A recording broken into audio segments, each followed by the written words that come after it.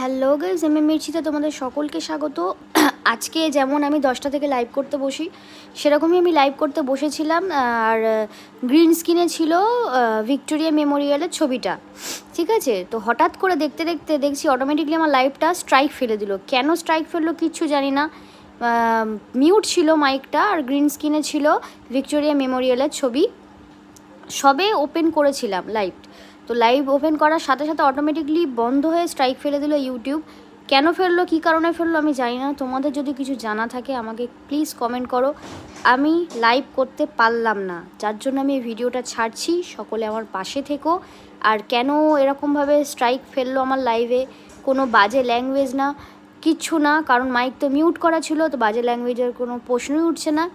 আর green স্ক্রিনে Victoria মেমোরিয়ালের ছবি ছিল। কেন স্ট্রাইক ফেললো আমার ভিডিওতে বা আমার লাইভে, কেন স্ট্রাইক ফেললো, কী কারণ ইউটিউবের?